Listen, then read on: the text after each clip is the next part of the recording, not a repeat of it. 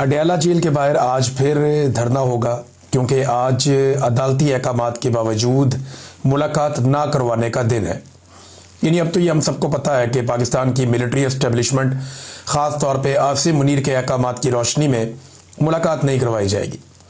यानी जब आदमी मुश्किल में होता है या प्रॉब्लम में होता है तो वो कितना फ्लेक्सिबल हो जाता है, लेकिन जैसे ही उसे ताकत मिलती है और जैसे ही उसके बाद इख्तियार आता है तो एकदम वो शख्स जो है, नॉर्मली लोगों का ये रवैया होता है कि वो शख्स साथ ही फिरौन बन जाता है, साथ ही वो शख्स जो है वो जालिम बन जाता है।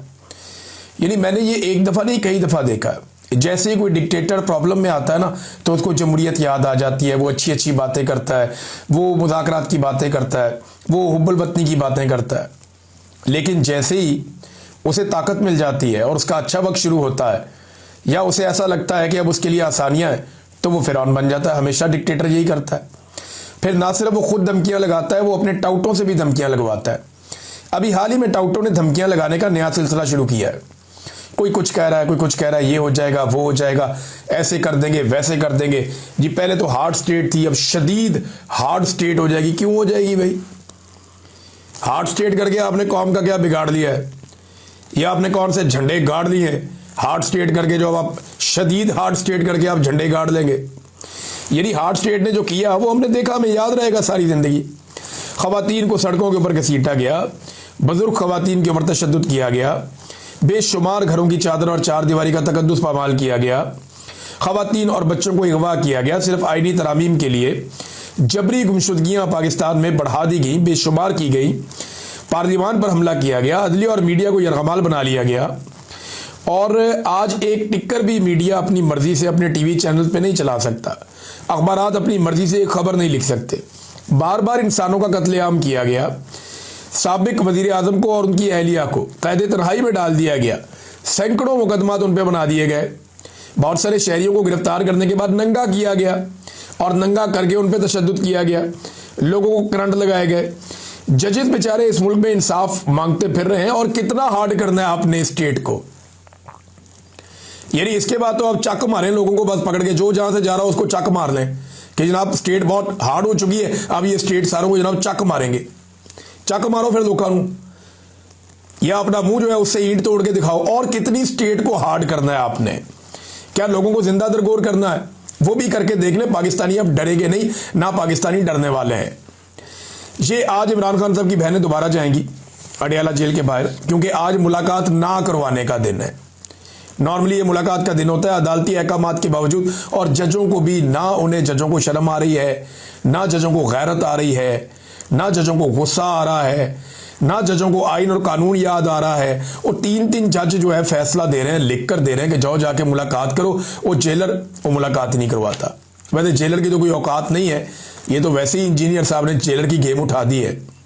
औकात तो उस फौजी की है जिसको ऊपर से अहकामात मिलते हैं और वो नहीं मिलने देता। फौजी कर्नल इमरान खान साहब बताते हैं ना कि वो मुलाकात नहीं करने दे रहा। तो अडयाला जेल के बाहर आज फिर धरना होगा, और ये सिर्फ वहाँ पे नहीं होगा। हलीमा खान ने 10,000 लोगों को बुलवाया। उन्होंने कहा जी 10,000 लोग हमारे साथ आए, उन्होंने आवाज़ दी है। ये उस इमरान खान की बहनों ने आवाज़ दी है जो इस कौम के लिए जेल काट रहा है, और ये सारे जानते हैं कि वो कौम के लिए जेल काट रहा है। इमरान खान के लिए कौन सा मुश्किल था? वो दुनिया के जिस मुल्क में चाहता, जैसी चाहता ज़िंदगी गुजारता, उसकी एक झलक के लिए पाकिस्तानी तरसते रहते। पूरी दुनिया में उसका बहुत बड़ा फ़ैन क्लब है। वो सिर्फ क्रिकेट में कमेंट्रीज करता तो दुनिया की सबसे बड़ी सेलिब्रिटी बन के रहता, लेकिन उसने मुश्किल रास्ता चुना। वो अपने लोगों के लिए जेल में चला गया, और जेल में जाने के बाद वो तकालीफ बर्दाश्त कर रहा है। आज वो शख्स जो कौम के लिए मार खा रहा है, उसकी बहनों ने कौम को आवाज़ दी है कि 10,000 बंदे आओ। ये तो उन्होंने मिसाल के तौर पे कहा, लेकिन उन्होंने कहा बड़ी तादाद में बंदे। अब देखना ये है कि आज के दिन में इतनी बड़ी तादाद में बंदे वो पहुंचते हैं, नहीं पहुंचते, क्या होता है। लेकिन अहकामात तो जारी किए गए हैं पार्टी की जानिब से भी कि लब्बैक कहा जाए। अब सिर्फ पाकिस्तान में नहीं, दुनिया भर के अंदर ये एहतजाज हो रहे हैं। बरतानिया में एक मरतबा फिर यहाँ पे बर्फबारी हो रही है। पिछले 2 दिन से मैं ये विटनेस कर रहा हूँ कि रोज़ाना बर्फबारी होती है बरतानिया के मुख्तलिफ शहरों में। वहाँ पे लंदन में, चाहे मैनचेस्टर में, बर्मिंघम में, हर तरफ बर्फबारी का मौसम है, ब्रेडफोर्ड में। तो ये एक मरतबा फिर जो बरतानिया में पाकिस्तानी शहरी हैं वो कॉन्सुलेट्स के बाहर और जो एम्बेसी है उसके बाहर धरना देकर बैठेंगे और इमरान खान साहब की बहनों के साथ, इमरान खान के साथ इजहार यकजहती करेंगे। उसके अलावा ये एक प्रोग्राम डरबन में भी हुआ साउथ अफ्रीका में, उसमें ओवरसीज पाकिस्तानियों ने बड़ी तादाद में शिरकत की और वो भी अब स्ट्रीट मूवमेंट चला रहे हैं कि ओवरसीज पाकिस्तानी भी स्ट्रीट मूवमेंट के अंदर हिस्सा लेंगे। जबकि फ्रैंकफर्ट में, ये जर्मनी का शहर है, मैं यहाँ पे गया भी था, हमने यहाँ पे एक प्रोग्राम भी किया था, बड़े एनर्जेटिक लोग हैं। तो वहाँ पे जो पाकिस्तानी शहरी हैं वो भी इकट्ठे होके जर्मनी में जो पाकिस्तान की कौंसलेट है उसके बाहर फ्रैंकफर्ट में एहतजाज करने के लिए जा रहे हैं। तो ये जनाब आज के जो प्लान्ड एहतजाज हैं वो ये है सारे के सारे। अब नाज़रीन, वज़ीर आला खैबर पख्तूनख्वा का जो दौरा होने जा रहा है सिंध का, उसके हवाले से भी कुछ डाटा आ गया है। ये दौरा किस नौइयत का है मैं आपको बता देता हूँ। ये 9 जनवरी को शुरू होगा, 4 दिन का दौरा है। 9 जनवरी को सुबह 9 बजे वाली फ़्लाइट है और इस्लामाबाद से कराची जाएंगे और ये 9 बजे से 11 बजे 2 घंटे की फ़्लाइट होती है। 12 बजे से 3 बजे तक इंसाफ हाउस में उनकी मुलाकातें हैं। 3:15 बजे जो है वो उसके बाद FPCCI से मुलाकात, फिर 4:30 बजे मीट दी प्रेस, कराची प्रेस क्लब जाएंगे, प्रेस के जितने भी सहाफ़ी हैं उनसे वो मुलाकातें करेंगे। उम्मीद करता हूँ कि जो लाहौर में अजीबोगरीब किस्म के लोगों को सहाफ़ियों के भेस में भेजकर बदतमीज़ी करवाई गई, कराची के जो जर्नलिस्ट हैं वो बड़े सीनियर, बड़े अच्छे जर्नलिस्ट हैं, वो इस बात का ख्याल रखेंगे। दूसरा, 5:45 बजे एक और इवेंट है ज़िला साउथ स्ट्रीट मूवमेंट का, फिर 7:30 बजे ज़िला कोरंगी में जाएंगे, वहाँ पे स्ट्रीट मूवमेंट है, फिर कैदियों से मुलाकात करेंगे रात को, और फिर ज़िला मलीर के अंदर स्ट्रीट मूवमेंट है। अगले दिन ये काफ़िला हैदराबाद की तरफ जाएगा और कराची से हैदराबाद तक के लिए एक रैली निकलेगी सुबह 9:30 बजे और इसमें मुख्तलिफ लोग इस्तकबाल करेंगे। फिर कोटरी के अंदर एक स्ट्रीट मूवमेंट है, हैदराबाद हाई कोर्ट बार से खिताब है, हैदराबाद प्रेस क्लब के अंदर जाके सहाफ़ियों से खिताब है, फिर स्टेक होल्डर्स राउंड टेबल है, फिर पार्टी इजलास है इंसाफ हाउस हैदराबाद के अंदर, फिर ISF कन्वेंशन है, फिर हैदराबाद में स्ट्रीट मूवमेंट है, फिर सिंध काबीना का इजलास है और इसके बाद जनाब रात को कराची वापसी है। फिर एतवार को कराची में 11 जनवरी को जो प्रोग्राम है सुबह 11 बजे डिस्ट्रिक्ट सेंट्रल की इनकी एक नशिस्त है तमाम अहदेदारों के साथ। फिर ज़िला कैमाड़ी में स्ट्रीट मूवमेंट, ज़िला वेस्ट में स्ट्रीट मूवमेंट, मज़ार कायद पे हाज़िरी और वहाँ पे आवाम से खिताब है। यहाँ पे उम्मीद की जा रही है बड़ी तादाद में लोग आएंगे। 4:30 बजे का वक्त रखा गया है शाम का। 6:30 बजे जो है वो इजलास है दोबारा से, और फिर यूथ विंग स्ट्रीट मोबिलाइजेशन है, फिर ज़िला ईस्ट मीडिया इंट्रैक्शन है, एक और भी मीडिया के साथ इंट्रैक्शन है इनकी। तो ये जनाब एक और दिन है और फिर जो आखिरी दिन है 12 जनवरी का Sindh high court bar association से खिताब करेंगे और उसके बाद वापस आएंगे। ये बड़ा तगड़ा प्रोग्राम है। इतनी सियासत तो जरदारी ने और बिलावल ने, ये दोनों बाप बेटे ने पिछले कई सालों में नहीं की जितनी सियासत एक दिन के अंदर सिंध में ये सुहेल अफरीदी करने जा रहे हैं। देखिए, जब लोग आपके साथ होते हैं फिर आपके पास बड़ा मार्जिन होता है, फिर आप खुल के पॉलिटिक्स करते हैं। लोग आपके साथ ना हो फिर आपने क्या पॉलिटिक्स करनी है, फिर आपने पॉलिश करनी है। पॉलिटिक्स तो बस बराए नाम ही होती है। नादरीन, ये एक और खबर है और पाकिस्तान तहरीक इंसाफ के लोग इस पर एहतजाज कर रहे हैं। लोग ये कह रहे हैं कि जो सेनेटर फौजिया अरशद साहिबा है उनका नाम पॉलिटिकल कमेटी में डाल दिया गया। वो कहते हैं ये खातून पाकिस्तान तहरीक इंसाफ को छोड़ गई थी और ये खातून जो हैं वो PTI को बहुत बुरा भला भी कहा 9 मई के हवाले से इन्होंने। तो अब ये खातून का नाम क्यों डाल दिया गया पॉलिटिकल कमेटी में और ये फैसले क्यों करेंगी ये जो बल्दियाती इलेक्शन होने जा रहा है इसके हवाले से। अच्छा, अभी कंफर्मेशन तो मेरे पास नहीं है, लेकिन मैंने ये बहुत सारी जगहों पे पढ़ा, सोशल मीडिया पे लोग एहतजाज कर रहे हैं। अब देखिए ना, ये मैं ये नहीं कह रहा कि इनको लगाएं या ना लगाएं, वो पार्टी का अपना इनका फैसला, लगाना लगाएं, नहीं लगाना ना लगाएं। लेकिन मैं एक चीज़ पे गौर करता हूँ कि अगर जरदारी या नवाज शरीफ कोई फैसला करे ना किसी बंदे या बंदी के बारे में, अपनी पार्टी का ओहदा, हुकूमत का ओहदा, कुछ भी, तो कोई तनकीद नहीं होती, उन पर पूछता ही कोई नहीं है, क्योंकि उन्होंने अपनी पॉलिटिकल पार्टीज़ में ना तो शाऊर दिया और ना ही आज़ादी दी, ना सियासी शाऊर ना सियासी आज़ादी, जो दिल करता है करो। PTI में कम से कम ये है कि लोग सवाल पूछते हैं, इसको क्यों लगाया, उसको क्यों लगाया। PTI के लोग उस्मान बुज़दार पे तनकीद करते रहे और खुलकर करते रहे और बहुत देर तक करते रहे और इमरान खान साहब को बड़ी मुखालफत का सामना करना पड़ा उस्मान बुज़दार वाले फैसले पे, गंडापुर वाले फैसले पे। हालांकि गंडापुर का फैसला बहुत अच्छा था, लेकिन गंडापुर साहब कॉम्प्रोमाइज़ हो गए या उन्होंने एक नया तरीका सोच लिया कि मैं ये वाले तरीके से करूँगा चीज़ें तो ठीक हो जाएगी।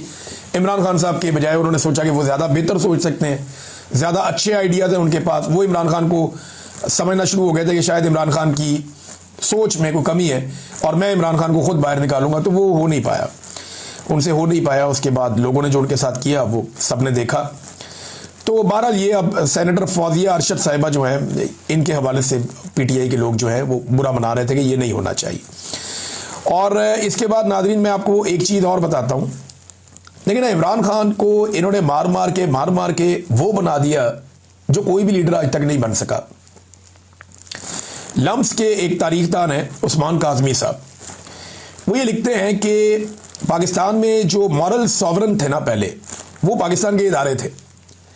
यानी ये इदारों फैसला करते थे कौन मुहिब वतन है, कौन गद्दार है, कौन क्या। यानी वो इदारों का एक क्राइटेरिया था कि जनाब इनका क्राइटेरिया सेट। अब वो नहीं है, अब इमरान खान है। मॉरल सॉवरन पाकिस्तान का अब इमरान खान है। नेशनलिज्म पहले इदारों के साथ जोड़ी जाती थी कि अगर आप कौम परस्त हैं, मुहिब वतन है, तो आप इदारों के साथ हैं तो फिर आप हैं, वरना नहीं है। अब ऐसा नहीं है, अब इमरान खान के साथ जुड़ती है। अब बंदूक भी है इदारों के पास, ताकत भी है, बजट भी है, तादाद भी है, इख्तियार भी है, हुकूमत भी है, लेकिन फिर भी वो नेशनलिज्म उनके साथ नहीं जुड़ती, वो इमरान खान के साथ जुड़ती है। और ये रियलिटी है, अब इसको माने या ना माने, आज के दिन की रियलिटी यही है। कल क्या होगा आप नहीं जानते, लेकिन आज के दिन तक यही एक रियलिटी है। इमरान खान साहब ने महमूद अचकज़ई साहब को अगस्त में नॉमिनेट किया था, नामजद किया था अपोजिशन लीडर के तौर पे, और अयाज सादिक साहब बहुत बुरी तरह फंसे हुए क्योंकि एस्टेब्लिशमेंट एनओसी नहीं दे रही। ये हुकूमत एक भी बंदे की तैनाती नहीं कर सकती जब तक कि आसिम मुनीर साहब या उनके जर्नैल या उनकी जो टीम है वो एनओसी ना दे, तब तक कोई भी अहम बंदा अपॉइंट नहीं हो सकता। ये हुकूमत इतनी मजबूर है। अब अयाज सादिक साहब लगाना भी चाहें तो वो लगा नहीं सकते। ये एक ऐसी एग्जाम्पल बन रही है कि कल को इन लोगों ने अपोजिशन में आना है, और अगर इमरान खान इनका अपोजिशन लीडर ही ना लगाए तो फिर ये कहाँ जाएंगे।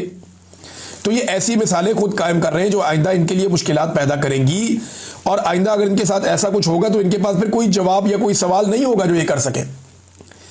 जैसा कि आज सोहराब बरकत के साथ हो रहा है, पूरे मीडिया को आवाज उठानी चाहिए, वरना बारी बारी सबकी बारी, कल आप उठाए जाएंगे। जब आप उठाए जाएंगे तो फिर आप किस मुंह से कहेंगे कि मेरे लिए आवाज उठाओ, अगर आज आप सोहराब बरकत के लिए आवाज नहीं उठा रहे तो। हमने आवाज उठाई थी हमेशा, चाहे जुल्म हुआ मुतीउल्लाह जान के साथ, चाहे अफसार आलम के साथ, चाहे हामिद मीर के साथ, चाहे जुल्म हुआ असद तूर साहब के, हमने सबके लिए आवाज उठाई थी और जोर लगाया था, इख्तलाफात के बावजूद लगाया था। लेकिन आज सोहराब बरकत को ऐसा लगता है कि वो अकेलेपन का शिकार करते जा रहे हैं, पूरा पाकिस्तान उसके लिए आवाज उठा रहा है, लेकिन मीडिया को जो करना चाहिए, मीडिया ने उस तरह आवाज नहीं उठाई। 40 दिन हो गए हैं उनकी कैद को, बार बार उनकी समात आती है, कभी वो कहते हैं रिकॉर्ड नहीं है, कभी जज कहते हैं मैं नहीं सुन सकता, अब जज कहते हैं छुट्टियों के बाद सुनेंगे, फिर एक हफ्ते की डेट दे दिए। भाई एक जर्नलिस्ट आपने पकड़ा है, वो एक बैनुल अक़वामी कॉन्फ्रेंस में जा रहा था, ये क्या तरीका है, ये कौन सी इंसानियत है। बहरहाल ये जुल्म की इंतहा है और ये एक के बाद एक इंतहा क्रॉस करते चले जा रहे हैं। नाज़रीन, पंजाब में ना मौलवियों का इम्तिहान शुरू हो गया, ये बड़ा इंटरेस्टिंग इम्तिहान है। पंजाब हुकूमत ने रियासत मुखालिफ बयान देने वाले उलमा के खिलाफ कार्रवाई का फैसला किया है। एजाजिया बंद कर देंगे, जो पैसे वैसे जो वजीफा उनको मिलता है वो बंद हो जाएगा। अब मौलवियों का इम्तिहान है। देखिए, एक तो रियासत के बारे में समझ लें कि आइन का आर्टिकल 8 निकाल के आप पढ़ लें, आपको पता चल जाएगा रियासत क्या होती है। कोई इदारा या कोई शख्स रियासत नहीं होता। तो अगर मौलवी तनकीद करना चाहे वजीर आजम पे या आर्मी चीफ के या उसके किसी एक्ट के ऊपर, तो ये रियासत के ऊपर तनकीद नहीं है, ना किसी इदारे के ऊपर तनकीद है। तो अब देखना यह है कि मौलवी रियासत के वफादार हैं या फिर हुक्मरानों के वफादार हैं। वजीफा खोर मौलवी ये लोग हैं, देखे ना, इनको समझना पड़ेगा कि जालिम हुक्मरान के सामने कलमा हक कहना, ये मौलवियों ने हमें ज्यादा बताया ना, ये इस्लाम तो हमें मौलवियों ने पढ़ाया, और ये हदीस है जालिम हुक्मरान के सामने कलमा हक कहना, ये बड़ा अफजल जहाद है। तो मौलवी अब ये जहाद करते हैं या नहीं करते। देखें, ये जो वजीफे का पैसा है ना, ये कोई हुकूमत अपनी जेब से नहीं दे रही, ये कोई शरीफ खानदान, जरदारी खानदान या आसिम मुनीर साहब अपनी जेब से नहीं दे रहे। ये सरकार का पैसा है, ये आपका अपना पैसा है, और अगर ये पैसा आपको ये दे रहे हैं तो आप ही का पैसा आपको वापस कर रहे हैं। और ये पैसा कोई ये खुशी से नहीं दे रहे, मजबूरी से दे रहे हैं। मुरीदके में जब इन्होंने कत्लेआम किया तो मामला दबाने के लिए ये कड़वा घूंट इन्होंने इनको पीना पड़ा, और इस पैसे की आदत डालकर ये मौलवियों को कंट्रोल करना चाहते हैं। तो मुरीदके में इन्होंने कत्लेआम कर दिया ना, इनको शक था कि बड़ा रोला पड़ जाएगा, इनको मौलवी काबू करो। कभी मस्जिदें बंद, मदरसे बंद कर रहे हैं, कभी इधर भाग रहे हैं, कभी उधर भाग रहे हैं, कभी उस मौलवी के पास भाग रहे हैं, कभी गिरफ्तारियां कर रहे हैं। फिर उन्होंने कहा जी हम मौलवियों को पैसे देंगे ताकि मौलवी हमारे गुन गाएं। अब वो कह रहे हैं जनाब जो मौलवी हमारे गुन नहीं गाएगा हम उसका वजीफा बंद कर देंगे। अब ये मौलवियों का इम्तिहान है उलमा इकराम का कि वो जालिम हुक्मरान के सामने कलमा हक बयान करते हैं या नहीं करते। नाज़रीन, इस्लामाबाद में आज तक कभी इतने दरख्त नहीं कटे जितने इस दौर में कट गए हैं। पूरी इस्लामाबाद की तारीख उठा ले, कभी इतने दरख्त नहीं कटे जितने इस दौर में इस्लामाबाद में दरख्त कट गए। इन्होंने इस्लामाबाद को गंजा करके रख दिया। रोजाना की बुनियाद पे कोई ना कोई सहाफ़ी, कोई ना कोई एक्टिविस्ट वो किसी और एक जगह से बता रहा होता है कि यहाँ पे भी दरख्त काट दिए, ये भी एरिया गंजा हो गया। हत्ता कि जो लोग इस हुकूमत की मदासराई करते हैं वो लोग भी वीडियोज और तस्वीरें डाल डाल के बता रहे हैं कि जनाब ये दरख्त इन्होंने काट काट के इस्लामाबाद को गंजा कर दिया है। अच्छा, यही हुक्मरान जब लाहौर में थे ना, पंजाब में थे, इन्होंने पंजाब को भी गंजा कर दिया था।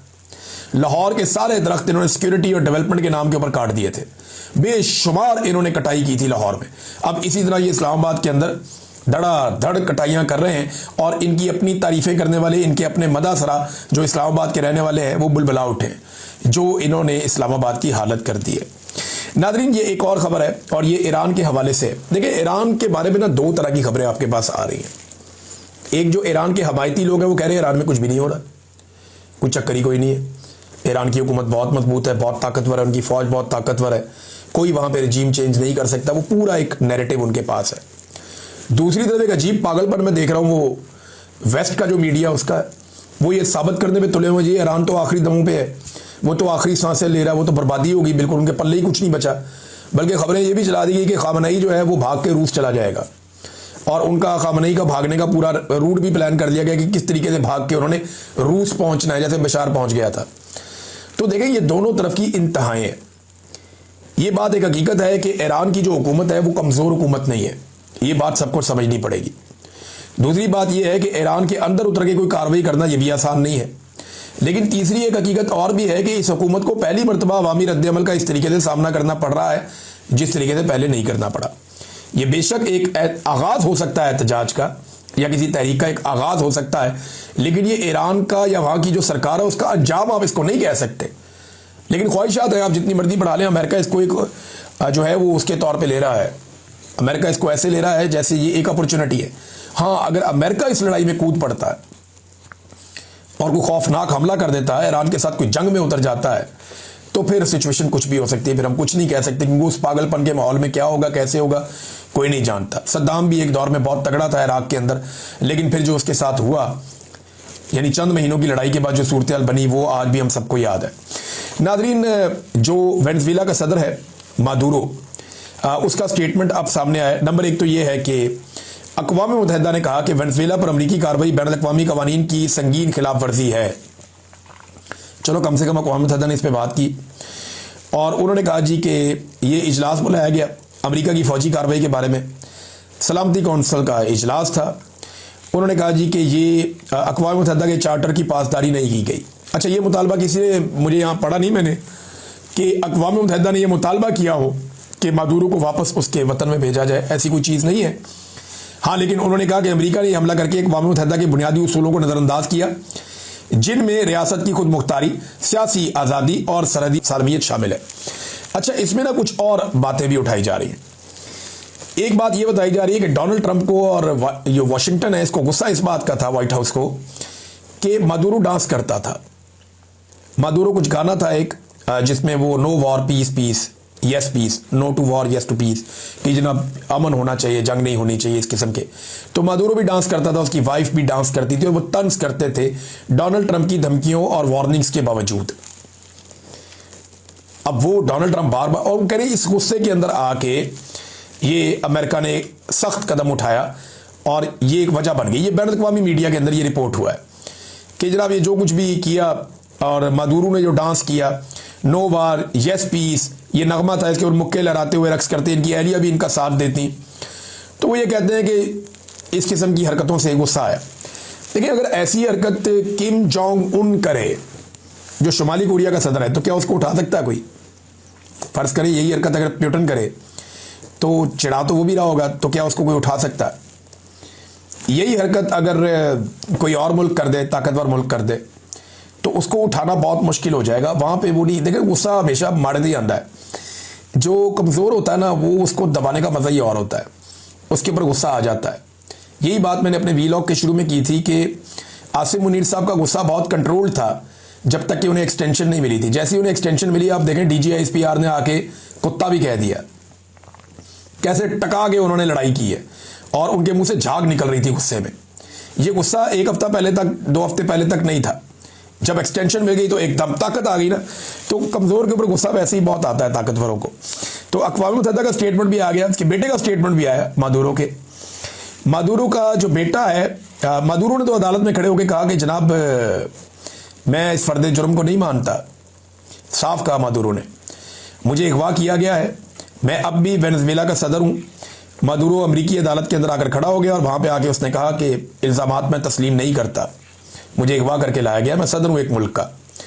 और ये जो तस्वीर आई उसको लेकर आने की अदालत में हेलीकॉप्टर के ज़रिए लाया गया, फिर उसको और उसकी वाइफ को उतार के अदालत के अंदर पेश किया गया। अदालत ने लंबी तारीख दी है ताकि कोई रोला शोला है तो मुक जाए। 17 मार्च को दोबारा तलब किया है, यानी लगभग 2.25 महीने के बाद अब दोबारा पेशी होगी, 2.5 महीने के बाद। तब तक काफ़ी पुलों के नीचे से पानी निकल गया होगा।